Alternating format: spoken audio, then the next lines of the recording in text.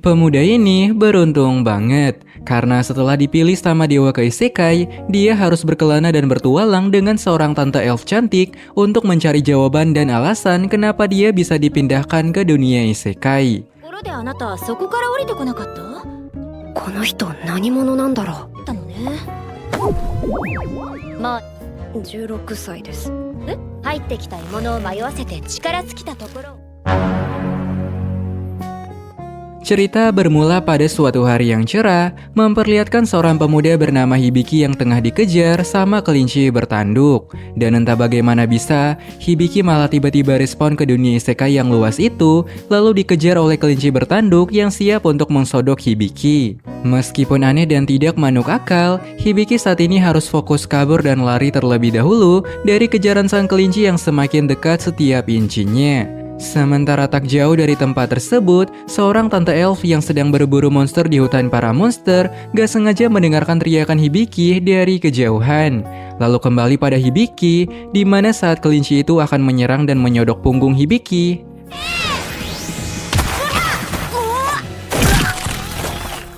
Setelah nggak sengaja terjatuh dan menggencet kelinci sampai geprek, Hibiki pun berpikir untuk menyimpan bangkai kelinci tersebut meskipun dia ragu untuk memakan daging kelinci yang masih mentah. に触るのなんて初めてだよ。さっきの声は何だったんだろう。 Tapi di saat Hibiki berdiri, dia pun gak sengaja mengaktifkan sistem spesial dari tubuhnya yang memperlihatkan status apapun yang dia lihat termasuk dirinya sendiri. Lalu setelah melihat statusnya pada isekai itu, Hibiki melihat beberapa status seperti skill penyembuh dan skill juru taksir yang bersifat sementara. Kemudian Hibiki pun mendengarkan suara aneh dari dalam kepalanya yang mengatakan kalau dia merupakan sistem support yang akan memandu Hibiki pada dunia isekai tersebut. こちらがステータスサポートです。鑑定の対象がありません。 Sistem itu kemudian memperlihatkan map kepada Hibiki yang bisa dia pakai untuk menjelajahi dunia isekai itu. Akhirnya pada sore hari, Hibiki pun mulai menjelajahi isekai dengan random sampai dia nggak sengaja bertemu dengan hutan yang lumayan besar di depannya. Tapi di saat serigala hutan akan memangsa Hibiki, datanglah seorang tante elf yang menyerang serigala tersebut dan menyelamatkan Hibiki dari kematiannya. Awalnya dia mengira Hibiki sebagai bocil yang terlantar, sampai akhirnya Hibiki pun mengakui kalau dia merupakan orang yang sudah remaja dan puber, yang seketika membuat tante itu menjadi sangat terkejut. 16歳です。メイズイーターっていうのは草原に擬態した。 Dan karena penasaran dengan status dari tante elf tersebut, Hibiki pun kembali menggunakan skill taksir penilaiannya untuk melihat status serta nama dari tante tersebut. 外国の人かな。でもこの耳。エマリア・ステインバルト、エルフ種族の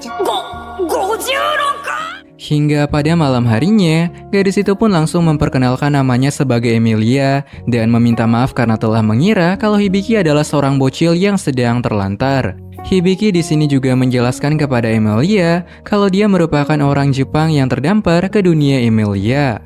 Lalu setelah makan malam berakhir, Hibiki dan Emilia segera tidur bersama, melewati heningnya malam yang perlahan terasa semakin dingin. Tapi di dalam tidurnya yang lelap, Hibiki pun kembali bermimpi tentang kebersamaannya dengan teman-temannya sebelum akhirnya Hibiki direspon pada dunia isekai tersebut. Di mana pada hari yang indah itu, Hibiki dan teman-temannya lagi nongki di sebuah kafe bersama sambil menikmati makan siang MBG mereka yang nikmat bersama teman-temannya. Dan di tengah perbincangan itu, seorang teman Hibiki pun bercanda dengan bilang kepada mereka bahwa meskipun Hibiki punya tubuh yang sangat pendek, namun Hibiki punya daya tarik yang luar biasa. Terbukti setiap kali mereka nongki bersama Hibiki, akan selalu ada tante cantik yang datang dan tertarik dengan ketampanan berondong Hibiki yang sangat menggoda. Namun setelah nongki bersama dengan teman-temannya, Hibiki yang pengen pulang melewati pintu depan. Di saat yang sama, Hibiki pun langsung kembali sadar dari mimpinya dan melihat Emilia yang sedang tidur dengan gaya skibidi di samping Hibiki. Supaya nggak terpancing sama bakpo Emilia yang sangat jumbo dan kelihatan, Hibiki pun memutuskan untuk melihat statusnya saja sambil mempelajari beberapa skill yang akan dia gunakan nanti pada dunia itu. Singkatnya, pada keesokan harinya, Emilia pun terbangun dengan kancing baju yang terbuka karena bajunya gak sanggup menahan tekanan dari bakpaunya semalam. Sialnya Emilia masih gak sadar dengan hal itu karena dia lebih fokus memikirkan jika semalam ini dia sudah tidur bersama dengan remaja yang sudah puber. Dan ketika Hibiki ingin mengembalikan kancingnya yang terlempar ke arah Hibiki semalam, Emilia pun langsung menjadi sangat malu sampai menampar dan menghantam Hibiki dengan bogem Saitama. Hingga pada siang harinya, Emilia segera meminta maaf kepada Hibiki karena dia sudah salah paham dan memukul Hibiki. Kemudian dia menjelaskan bahwa saat ini dia pengen mengantar Hibiki di sebuah kota bernama Hebarastia yang merupakan kota utama dari kerajaan Hebarastia pada dunia isekai tersebut. Tapi di saat Hibiki mengaktifkan map untuk melihat jalan, Emilia pun menjadi sangat terkejut melihat Hibiki yang bisa menggunakan skill map yang sangat langka. Melihat Emilia yang sangat terkejut dengan sebagian skill yang dia punya, membuat Hibiki pun bertanya-tanya di dalam hati, apakah emang selangka itu skill map yang dia miliki. Akhirnya sebelum mereka pergi di kota, Emilia segera mengajak Hibiki untuk berburu monster baru dengan bantuan skill map Hibiki yang luar biasa. Dan siapa sangka dengan skill map tersebut, mereka pun mampu bertemu dengan kelinci kristal yang tanduknya dihargai dengan sangat tinggi. Namun untuk dapat menangkapnya, mereka pun harus mengatur rencana yang sangat matang karena kelinci itu punya kecepatan yang sangat lincah. Tapi di saat Hibiki ingin bertanya tentang rencana apa yang Emilia gunakan, Emilia segera menunjukkan panahnya dan bermaksud untuk pamer kemampuannya kepada Hibiki. Berharap dengan cara itu, dia bisa membuat Hibiki menjadi terpukau dan bahkan suka dengannya. Tapi ketika anak panahnya dilepaskan,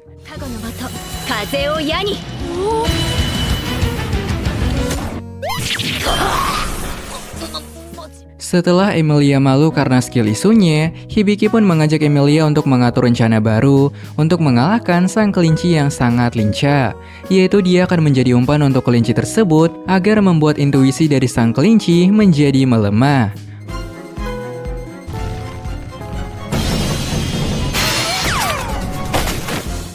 Akhirnya dengan upaya dan rencana yang sangat matang, mereka pun langsung berhasil menangkap kelinci kristal putih yang nantinya kristalnya bisa dijual seharga 200 koin emas Hebarastia. Dengan begitu, mereka pun bisa mendapatkan perlengkapan baru dan lengkap dari Blacksmith untuk meningkatkan item dan peralatan-peralatan mereka saat ini. Bahkan di saat yang sama, level Hibiki pun langsung meningkat secara drastis karena dia mendapatkan asis akibat membantu serangan Emilia. Namun, di tengah rasa lega setelah menangkap kelinci, Shin akan berpindah kepada sang dewa yang bilang jika ini hanyalah tutorial dan permulaan untuk Hibiki. Singkat ceritanya, ketika mereka sampai di kota Hebarastia, Emilia langsung meminjamkan jubahnya kepada Hibiki lantaran baju Hibiki yang lumayan kelihatan mencolok. Dan di saat itulah, Emilia menjelaskan bahwa koin emas yang akan mereka dapatkan nanti sangatlah berharga untuk membeli beberapa peralatan penting di kota tersebut. Emilia juga memberikan peringatan untuk Hibiki agar Hibiki nggak terjerumus ke dalam pergaulan aneh pada kota tersebut karena Hibiki ternyata merupakan teman pertama Emilia dan Emilia nggak pengen Hibiki dirusak oleh pergaulan aneh pada kota itu. Tapi di saat mereka ingin menjual kristal kelinci, ada beberapa orang di guild pahlawan yang mengira kalau Emilia telah merekrut bocil yang kelihatan lemah untuk guildnya. Mendengar mereka yang meremehkan Hibiki, seorang hunter pun segera mencairkan suasana dengan bilang kepada Hibiki untuk jangan ambil hati karena perkataan mereka hanya bermaksud untuk bercanda saja. Emilia kemudian bertemu dengan staf bernama Jawil untuk meminta agar Jawil mengantarnya ke guild master di sana. Namun ketika mereka menghampiri sang guild master yang bernama Bals, Hibiki pun langsung shock sampai terpana dengan kekuatan dan kebesaran ototnya yang luar biasa.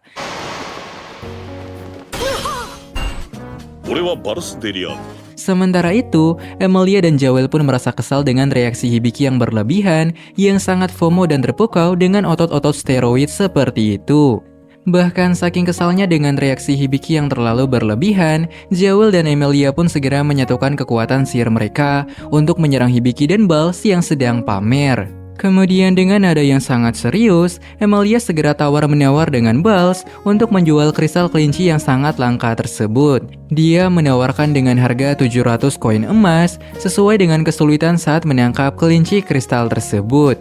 Awalnya, Bals pengen menolak harga yang Emilia berikan karena harga yang ditawarkan sangatlah mahal. Tapi Emilia segera membantah hal itu dan mengatakan kalau Bals pasti punya uang yang sangat banyak dari hasil korupsi yang dia lakukan pada perusahaan guild tersebut. Akhirnya, karena nggak pengen rahasia dari bisnisnya terbongkar, Bals terpaksa menerima harga mahal yang ditawarkan Emilia, yang seketika membuat Jawil menjadi sangat kesal karena kebodohan dari bosnya. 予算も知らずに交渉なさっているバカ息子。 Namun ketika Amelia sedang merasa bahagia, Melon Emilia pun malah duar di depan Jawil dan membuat Jawil menyuruh Hibiki untuk menunggu sebentar di luar karena ada hal yang ingin dia lakukan bersama dengan Emilia. Di meja guel yang sangat ramai, Hibiki pun yang pengen melihat status dari skillnya tiba-tiba malah mendengarkan suara dewa yang berbicara di dalam kepalanya. やっぱり聞こえる。誰なの？ マジです。 Dewa itu kemudian memperkenalkan dirinya kepada Hibiki, mengatakan kalau dia merupakan dewa yang sudah memanggil Hibiki pada dunia isekai tersebut. Sialnya sebelum Hibiki sempat menanyakan alasannya, sang dewa segera pamit kepada Hibiki, dan pada saat yang sama datanglah Emilia yang baru keluar dari ruangan Jawil. Namun di saat itulah, seorang staf tiba-tiba memberikan misi baru kepada Emilia untuk membantu kampung halaman Emilia yang sedang bermasalah. Sayangnya pada misi tersebut, Hibiki nggak bisa ikut bersama Emilia karena akan sangat berbahaya untuk pemula seperti Hibiki. Akhirnya, sebelum Emilia berpisah dengan Hibiki pada siang hari, Emilia segera memberikan kartu hotelnya kepada Hibiki agar Hibiki bisa beristirahat sementara pada kota tersebut. Sementara di tempat lain, kita pun akan diperlihatkan dengan seorang gadis bernama Ivor yang sedang frustasi karena nggak menemukan apapun di dungeon. Tapi di saat Ivor ingin kembali di kota, dia pun gak sengaja menabrak Emilia yang sedang bersiap untuk berangkat di kampung halamannya. Dan ketika mendengar hal itu, Ivor yang juga kebetulan ingin berangkat ke sana, akhirnya meminta Emilia untuk berangkat bersama-sama saja. Lalu singkatnya pada sore hari, seorang pelayan hotel pun segera memberikan info kepada Hibiki kalau dia telah menyiapkan makan malam kepada Hibiki. Sayangnya saat itu Hibiki lagi nggak nafsu makan karena saat ini dia masih memikirkan apa yang harus dia lakukan ke depannya pada dunia isekai tersebut. Lantaran rasa khawatirnya semakin membara, Hibiki akhirnya mulai mempelajari cara menjadi seorang hunter yang baik agar dia bisa bekerja dan mendapatkan uang untuk bertahan hidup pada isekai itu. Sementara di lain sisi, Ivor dan Emilia akhirnya sampai di kampung halaman Emilia dan mereka segera disambut oleh kepala pelayan dari keluarga Emilia. Namun ketika melihat Emilia yang datang bersama dengan orang asing, pelayan itu pun malah menjadi sinis dan merasa curiga dengan Ivor yang berniat datang ke sana juga. Lalu pada esok pagi yang cerah, Shin kemudian akan berpindah kepada Hibiki yang saat itu telah membeli perlengkapan untuk menjadi seorang hunter sejati. Tapi di saat Hibiki ingin mendaftar kepada Jawil, terdengar suara teriakan dari arah luar yang berasal dari beberapa hunter yang sedang terluka parah. Dan sialnya saat Hibiki melihat wajah dari hunter tersebut, Hibiki pun menjadi sangat terkejut karena dia ternyata merupakan hunter yang pernah mencairkan suasana kepada Hibiki. Merasa kasihan kepada pria baik itu, Hibiki pun segera mencari skill yang bisa berguna, dan untungnya dia punya skill yang sangat mirip dengan skill penyembuhan. Namun sayangnya, skill itu membutuhkan sebuah syarat agar dia bisa berfungsi untuk menyembuhkan luka yang parah dari pria tersebut. Dan syaratnya sebenarnya begitu sederhana, yaitu mereka hanya perlu berdoa sambil percaya dengan kekuatan Hibiki agar Hibiki bisa mendapatkan energi sihir untuk menyembuhkan lukanya. Mendengar hal itu, tanpa basa-basi dan pikir panjang, mereka segera memberikan kepercayaan mereka kepada Hibiki, dan Hibiki langsung mengeluarkan cahaya kuning keemasan, lalu di saat Hibiki menyentuh lukanya,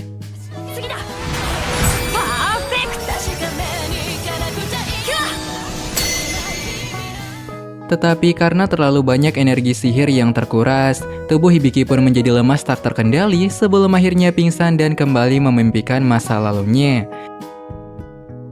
Hingga ketika Hibiki kembali terbangun, Jawil yang terpukau dengan kemampuan Hibiki tersebut segera memberikan saran yang bijak kepada Hibiki.